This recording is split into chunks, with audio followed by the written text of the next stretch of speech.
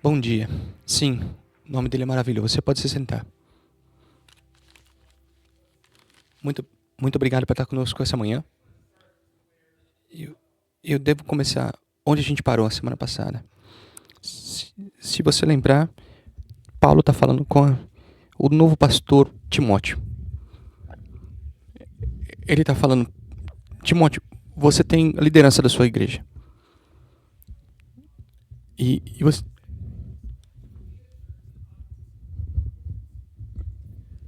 e ele falando para Timóteo, olha, os líderes da sua igreja merecem dupla honra. E nós agradecemos vocês aqui também por nos honrarem como pastores.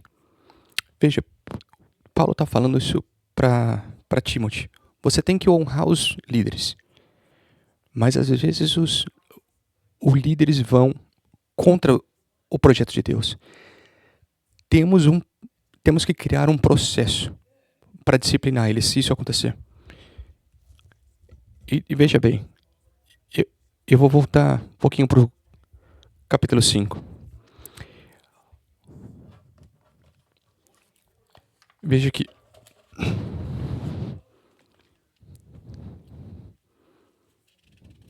capítulo 5, versículo 24. O que ele está dizendo aqui?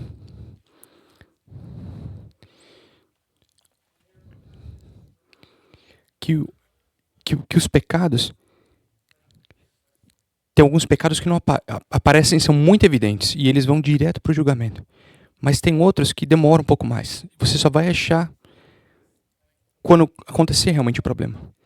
E Paulo continua com a ideia de o que a gente tem que fazer quando um líder não é digno de honra. E é o que ele vai falar agora no capítulo 6.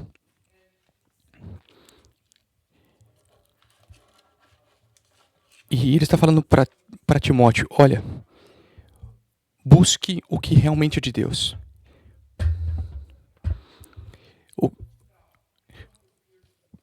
Ele não está falando sobre só aparência exterior.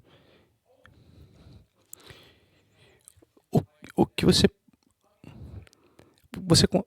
pode pensar mesmo várias pessoas que por fora parece que eles são pessoas de Deus. Mas Paulo está falando aqui sobre o que está acontecendo dentro. O que é a verdade dentro do coração dos líderes, as motivações dele. E ele fala para Timóteo, você tem que estar procurando por isso. E sim, honre aqueles que merecem honra. Mas quando eles não merecem, olha o que ele vai falar. E enquanto a gente olhar nessa primeira metade do capítulo 6, pense sobre ser uma pessoa de Deus e o que não é ser uma pessoa de Deus. E a ideia de honra. O que faz uma pessoa digna de honra e o que faz uma pessoa não digna de honra. Eu vou ler para vocês os primeiros 10 versículos do capítulo 6. Paulo fala isso.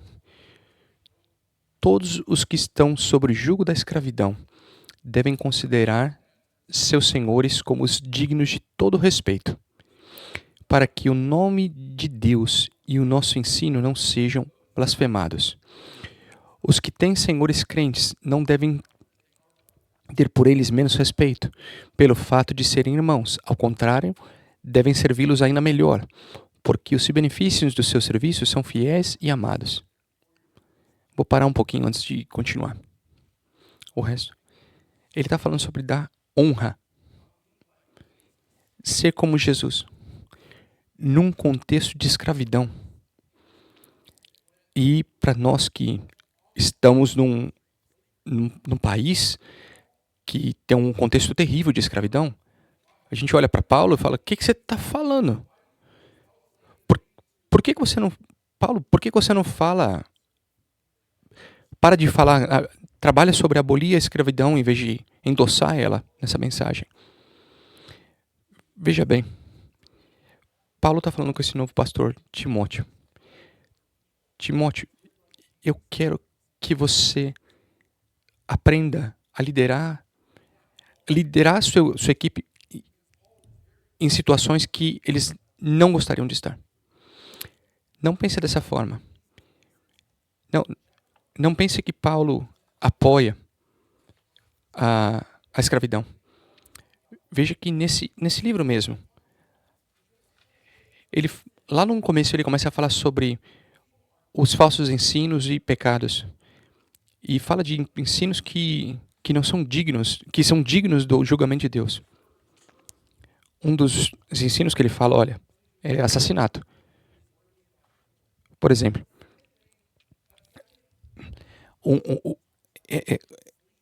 e o segundo é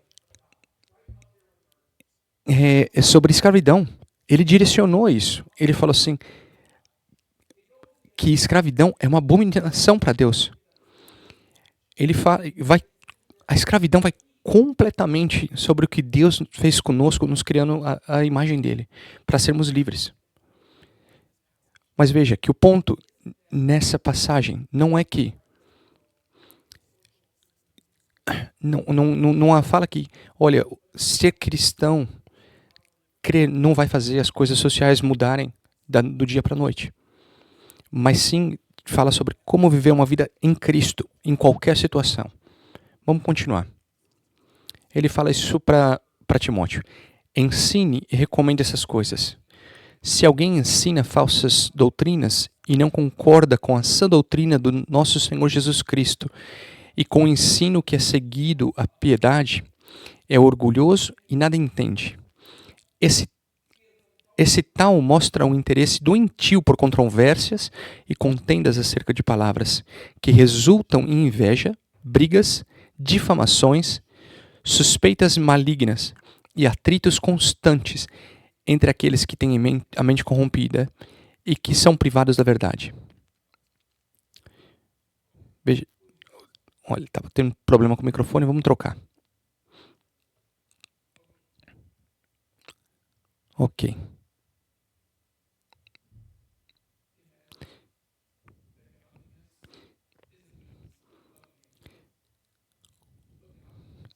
E o que eles pensam que a piedade é fonte de lucro. De fato, a piedade com contentamento é grande fonte de lucro, pois nada trouxemos para este mundo e dele nada podemos levar. Por isso, tendo o que comer e com que nos vestir, e sejamos com isso satisfeitos. Os que querem ficar ricos caem em tentação, em armadilhas e muitos desejos descontrolados e nocivos, que levam os homens a mergulharem na ruína e na destruição. Pois o amor ao dinheiro é raiz de todos os males.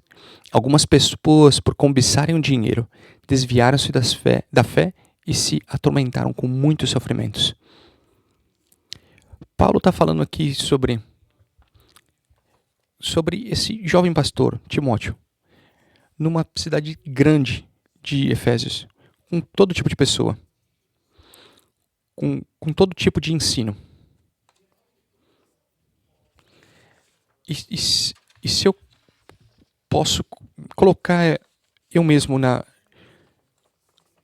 nos pés de Paulo, no lugar do Paulo, por um pouquinho, ele está falando, Timóteo, tem um lado sombrio de honra. Tem um grupo na sua igreja que eles querem ser honrados. Eles querem ser vistos como pessoas dignas de honra. Mas eles estão muito longe disso.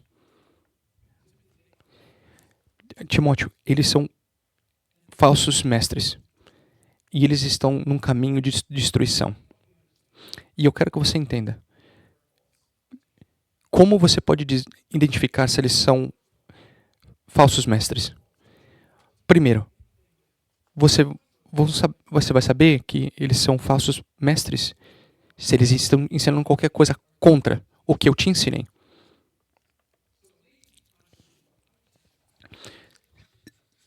Se eles estão ensinando contra o que eu te ensinei, eles estão ensinando contra o que Jesus ensinou.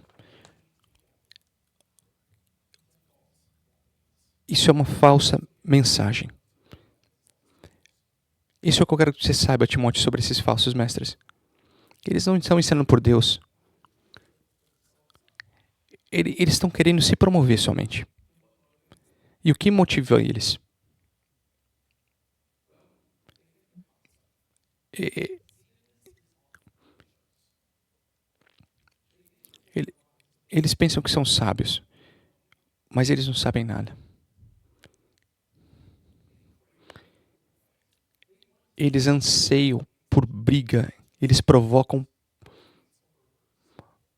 eles querem criar palavras e lutar contra elas.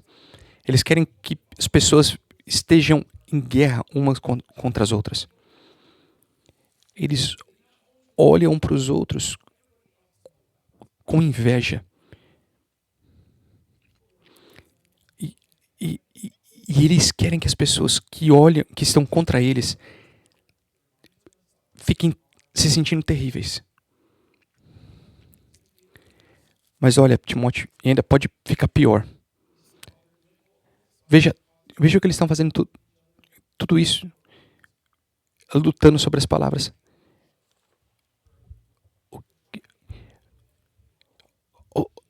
Além de fazer isso tudo, eles eles estão tentando convencer as pessoas que eles são boas pessoas. Mas dentro deles, o que eles querem é terrível. O que eles querem é dinheiro. E a razão por que eles incitam as multidões e criam essas polêmicas é a razão exatamente que eles atraem as multidões, porque todo mundo gosta de briga e de polêmica. Eles criam um sistema que faz eles ganharem dinheiro. Timóteo, não ande nesse caminho e proteja as pessoas de entrar nesse caminho. Deixa eu fazer a mesma associação com relação ao nosso tempo. Existem as mesmas coisas no nosso tempo hoje. O mesmo tipo de ensino. Pessoas que parecem como pessoas de Deus, mas por dentro estão apodrecendo. E você tem que estar ciente. E você tem que identificar esses falsos mestres. Se você assiste televisão, você sabe como eles se parecem. Você tem visto eles na televisão. Esses pregadores de televisão, você sabe como eles são. Eles falam, você também pode ser bem-sucedido, você pode ser rico se você comprar meu livro, por exemplo. Se você me der dinheiro, você também pode ser bem-sucedido e rico. E isso é um falso ensino. Isso talvez é uma geração antiga. Mas hoje tem uma geração nova. E eles estão fazendo cortes de cada 20 segundos. E o algoritmo está colocando isso na sua frente. Todos os dias, a cada hora. E é o que a gente chama hoje de teologia do TikTok. É o que está acontecendo hoje. E nós precisamos estar cientes. E Timóteo viu isso acontecendo na vida dele, nos dias dele. E talvez como um líder, talvez Timóteo estava tentado a ir no mesmo caminho. Porque veja, eles estavam atraindo as multidões e eles estavam ganhando dinheiro. Imagina, eles estavam criando a própria marca, a própria audiência e criando um grupo de influência. E Paulo fala, não vá nesse caminho, Timóteo. Ele fala a Timóteo, protege o seu povo de ir nesse caminho. Todos nós seríamos tentados a ir para esse caminho. O jogo financeiro é muito tentador, porque dinheiro traz poder e segurança. E também talvez alegria. Talvez você já ouviu falar isso. Alguém talvez já falou assim, dinheiro não te traz felicidade. Mas claro que isso traz. Olha, se eu te desse 20 mil hoje, você ia ficar bem feliz, não? Mas essa é a realidade. Mas a realidade é, se você tiver ganhando mais dinheiro, imagina, você vai mudar a forma que você vive. Como você pode investir, curtir. tudo que você pode fazer, os lugares que você pode ir. Claro que pode te fazer isso. Isso pode te fazer feliz por um tempo. Mas Paulo não quer que Timóteo vá nesse caminho. Porque o final desse caminho é destruição. E os falsos mestres estão performando de uma forma para ganhar para eles, para ganho próprio. E eles pensavam que isso, o que eles faziam, direcionava eles à honra e a sucesso. Olha o que ele fala no versículo 6. Ele muda o jogo. De fato, a piedade com contentamento é grande fonte de lucro.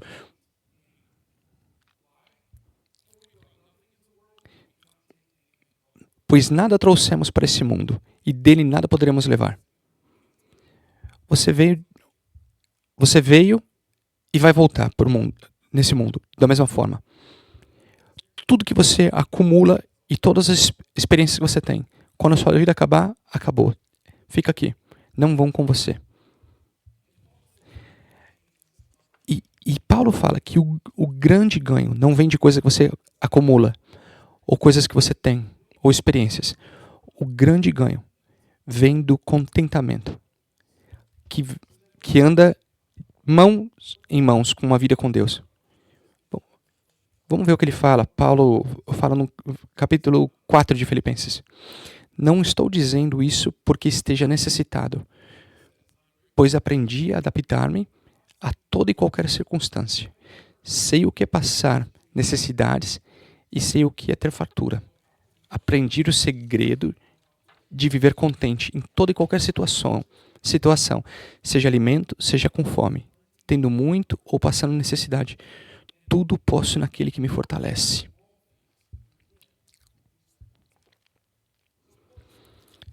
Paulo está falando, contentamento não é uma coisa que você nasce com isso. Você pode fazer o argumento de que, na verdade, todos nascemos num estado de descontentamento. E Paulo fala, eu aprendi a ser contente. E isso é baseado na provisão que Deus me dá. Vamos colocar tudo junto. Vamos fazer uma pequena equação aqui. O que contentamento significa? Confiar na provisão de Deus. Estar satisfeito com o que Ele dá.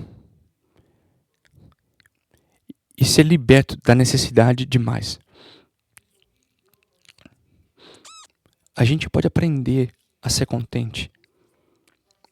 Primeira coisa, confie na provisão de Deus. Deus sabe o que você precisa. Ele conhece a sua vida, Ele vê você. Ele sabe o que você precisa. Ele vai prover o que você precisa. Veja no versículo 8.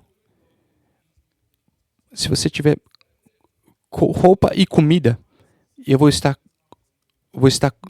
feliz. Isso é o que Deus prometeu. Roupa e comida. Roupa e comida. Isso. Isso é o que prometeu. A segunda coisa que ele fala, seja satisfeito com tudo que ele nos dá. Ter mais não necessariamente vai fazer sua vida ficar melhor. Os problemas que você tem provavelmente vão continuar existindo se você duplicar o seu salário. O último é se liberte da necessidade de sempre querer mais. Olha, uma roupa de $500 vai fazer você ficar quente da mesma forma que uma de 50 vai fazer. A mesma coisa um jantar. E se você comprar aquele carro legal, em alguns anos você vai estar bem cansado. Se você tirar umas férias muito legal, você vai ter que voltar para casa de todo jeito. O contentamento verdadeiro não vem da acumulação de coisas ou de experiências, mas sim de se entender que somente Deus pode te satisfazer. Se você colocou a sua fé em Jesus e Ele está presente na sua vida todos os dias, Ele vai prover tudo o que você precisa. E se você não conquista o contentamento, existe um risco de você ir no mesmo caminho desses falsos mestres. Olha o que ele fala. Aqueles que querem ficar ricos caem em tentação, em armadilhas e muitos desejos descontrolados e nocivos, que levam os homens a mergulharem na ruína e na destruição. Veja, tem uma progressão que Paulo está falando aqui. Começa com desejo, e muitos de nós somos tentados com isso. O desejo de possuir essa riqueza. Mas veja que isso coloca as pessoas em ruína e destruição. É uma ideia de ser sugado pela água. Eu vi um vídeo recentemente de um tsunami. Quando você vê naqueles tsunamis a imagem das pessoas serem sugadas pela água, o que Paulo está falando, esse desejo de possuir riquezas é parecido, é a mesma imagem, ser sugado pelas águas.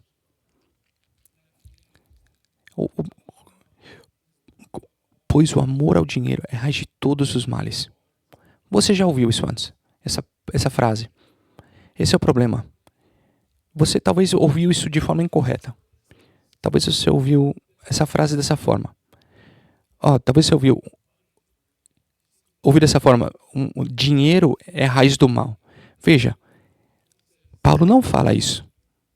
O que ele fala é o amor ao dinheiro é a raiz de todos os males. Não é o dinheiro por si mesmo. O dinheiro não é. O dinheiro é uma ferramenta. Ele pode ser usado para coisas maravilhosas ou para coisas terríveis. O problema não é o dinheiro. Mas o problema é quando você olha para o dinheiro para resolver todos os seus problemas, para te satisfazer, para te salvar. Ouça outra nota desse versículo.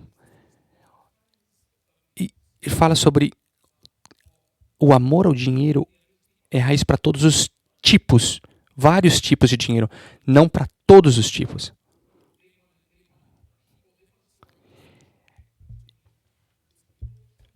Veja, quem faz isso, eles querem colocar uma tensão em pessoas em diferentes grupos sociais e criar ressentimento. Veja, o ressentimento é o outro lado de inveja. Se você não tem, você quer mais. E Paulo fala, não siga isso. Não busque dinheiro dessa forma. O amor ao dinheiro vai te afetar, você tendo dinheiro ou não tendo. Você pode cair na armadilha de sempre querer mais e te levar para lugares muito destrutivos. Um dos lugares é esse: ser viciado em trabalho. É o seu desejo de trabalhar mais e mais horas para ter mais dinheiro, para ter uma vida mais bem-sucedida. E o que você está deixando para trás? As pessoas que você ama, sua família. Você está deixando para trás oportunidades de servir ao Senhor para possuir mais dinheiro. Outras más decisões que fazemos por conta de dinheiro é tomar cada vez mais riscos. Por exemplo, o problema de aposta. Eu já falei sobre isso antes e vou falar de novo. Apostas pode arruinar a sua vida. Em especial o que está acontecendo. Eu não sei se você sabe disso. Jovens hoje têm sido atraídos por jogos ou apostas mais do que qualquer outro tempo. Eles não estão investindo. Eles estão apostando no futuro. E aposta é uma fantasia de riqueza instantânea. Se você pensa que você é o melhor jogador, apostador, eu quero te dizer, a casa sempre ganha, você sempre perde. E E jogar, apostar, é tão destrutivo e viola todos os princípios bíblicos. E é tão viciante na natureza. Quando o dinheiro te engana, pode destruir. Ele fala, o que está te aguardando é tragédia. Olha o que Paulo fala em 1 Timóteo 6,10. Pois o amor ao dinheiro é a raiz de todos os males. Algumas pessoas, por cobiçarem o dinheiro, desviam-se e se atormentam. Essa é a tragédia final. Você vai perder a sua alma. O problema não é possuir o dinheiro, é se o dinheiro te possui. Tenho pensado muito sobre dinheiro nos últimos meses. E parte disso é porque eu estou tentando ajudar a minha mãe a manter o dinheiro dela. Meu pai morreu faz um tempo e eu estou tentando ajudar a minha mãe para estar num bom lugar pro resto da vida dela. E quando eu penso no dinheiro, eu penso no meu dinheiro. E de verdade, é muito fácil ficar só pensando no seu dinheiro. Sempre pensando no, olha, talvez uma vida futura que pode estar lá para você. E você perde o senso de contentamento hoje. Tão fácil cair nessa armadilha. Muitas pessoas não planejam, a maioria das pessoas não planejam se apaixonar por dinheiro, mas elas são desviadas para esse caminho. E esse é o problema. E o Paulo, ele quer proteger o Timóteo de não ir nesse caminho, de não seguir esses falsos mestres. E o trabalho de Timóteo, de proteger o povo dele, da mesma forma que é nosso trabalho, nosso como pastores, te proteger de falsos ensinos. E uma das formas que fazemos é te ensinando a Bíblia, para que você conheça a palavra de forma inteira, tão bem que você possa confrontar falsos ensinos. E quando você olhar essas teologias de TikTok, você pode, quando você vê uma pessoa falando de uma forma diferente e única sobre a Escritura, você pode falar, não, isso está errado, isso não está alinhado. Esse é o nosso desejo. Nós queremos que você conheça a palavra de Deus. Não é nosso trabalho somente proteger você, mas você também pode se proteger lendo a palavra de Deus. Se proteger de tentar possuir um caminho de destruição. De novo, o dinheiro não vai resolver todos os seus problemas. Pode melhorar algumas situações suas, mas não pode curar sua alma. Pode te dar novas experiências maravilhosas, mas não pode transformar quem você é. E ao invés disso, vamos buscar um caminho da verdade que nos guia à verdade eterna. 3 coisas que eu quero que você pense. Primeira, busque a piedade. Mantenha-se fundamentado no ensinamento de Jesus. Você tem que conhecer Jesus, como ele viveu essa vida. Para que você crie um padrão na sua vida seguindo Jesus. Você não vai conhecer Jesus se você não gasta tempo com ele. Você não vai conseguir dizer se falso ensino é falso se você não conhece o que a palavra de Deus fala. E nós estamos muito felizes que você está aqui ouvindo a palavra de Deus hoje, de manhã, mas não é o suficiente. Segunda coisa é promova o contentamento. Não é fácil. Numa cultura que fala sempre que você não tem o suficiente, que você precisa mais. Quando você for quando você assistir futebol hoje à tarde, toda a propaganda que você vai assistir vai falar para você precisa de mais, você não tem o suficiente. E a gente vive num bairro aqui em Chester County que sempre você vai olhar para o lado e alguém tem mais do que você. E ao contrário, quando você aprende o contentamento, você celebra o que te foi dado. Terceiro, proteja-se contra o amor ao dinheiro. Precisamos amar Deus. Amar Deus e as pessoas mais do que o desejo de conquistar dinheiro. Se você está gastando muitas horas no seu trabalho, você tem que repensar. Buscar essa promoção no trabalho pode tirar o tempo que eu estou com a minha família ou servindo a Deus. Outra coisa que você pode fazer para perder esse amor ao dinheiro é dar. É dar mais dinheiro. Quando você faz isso, o contrário disso é quando você quer coletar. Mas quando você dá o seu dinheiro, dá pelo trabalho, dá na igreja, dá para o trabalho de Deus. E entenda que você não pode tirar isso com você. E por último, vamos acreditar que Deus pode prover tudo que você precisa. E você pode achar alegria no que Ele te deu. Mais do que no desejo de ser rico. E trabalhar, né, sobre ser mais parecido com Jesus. E encontrar o que é a verdade, o contentamento somente em Jesus. Pai, você pode nos proteger, todos nós. Pode nos ajudar a buscar você mais do que qualquer coisa. Para que a gente não caia na armadilha de que a gente precisa de mais dinheiro e riquezas do que você. Que a gente encontre satisfação naquilo que você nos deu, na presença de Jesus, na nossa vida. Pai, protege a nossa igreja, nosso povo, de falsas doutrinas.